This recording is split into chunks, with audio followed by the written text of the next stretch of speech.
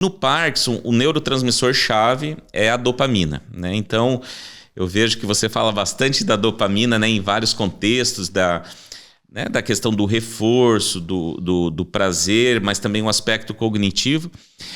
Mas a dopamina, em algumas áreas, ela tem um papel fundamental no controle de movimentos.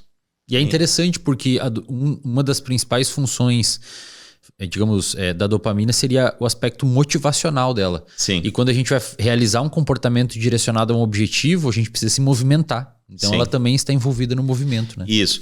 Inclusive, a principal via que é estudada na doença de Parkinson é essa via da dopamina que sai de uma área chamada de substância negra, né, e que se projeta para uma outra chamada de corpo estriado, né, que é a via nigroestriatal. Então, nessa área, a dopamina controla muito, a gente associa muito com o controle dos movimentos, mas já tem trabalhos mostrando que, por exemplo, aprendizados motores, né, praticar um esporte, mesmo aprender a andar de bicicleta, são atividades motoras que envolvem essa via também, e a dopamina é importante para esse aprendizado motor. Né? Então, não é só para executar o movimento, mas como você falou, tem um aspecto motivacional e mesmo cognitivo, de aprendizado, né, de tarefas.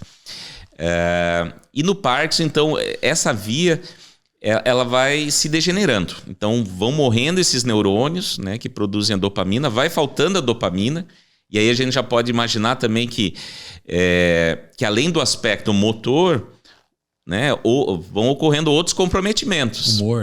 Humor, né? Então é muito comum, mais de 50% dos pacientes com Parkinson têm sintomas de depressão, né? E é interessante que é uma depressão que é muito resistente a esses antidepressivos clássicos, né? Então até a gente tem trabalhos no laboratório mostrando que você tem na depressão da doença de Parkinson um forte componente dopaminérgico, né? Então que com medicações que atuam em dopamina, que muitas vezes não tem um efeito antidepressivo muito forte na população em geral, no Parkinson eles são eficazes. Interessante. Né? Mas então, voltando, né, à questão dos modelos animais, que era a pergunta, então você consegue induzir essa morte dos neurônios dopaminérgicos também, seja por alterações genéticas, né? Então tem algumas alterações genéticas que ocorrem na doença de Parkinson e que afetam muito a função da mitocôndria dos neurônios, né? E isso pode ocasionar a morte desses neurônios, ou como eu falei, com neurotoxinas. Então no laboratório a gente usa muito essas neurotoxinas. E é interessante porque algumas dessas neurotoxinas são utilizadas, por exemplo, na agricultura. Então hoje em dia alguns pesticidas, herbicidas, já se sabe, né, que são fatores de risco para a pessoa desenvolver a doença de Parkinson. E quando a gente usa lá no laboratório, administra ela para um roedor, ela induz essas mesmas alterações.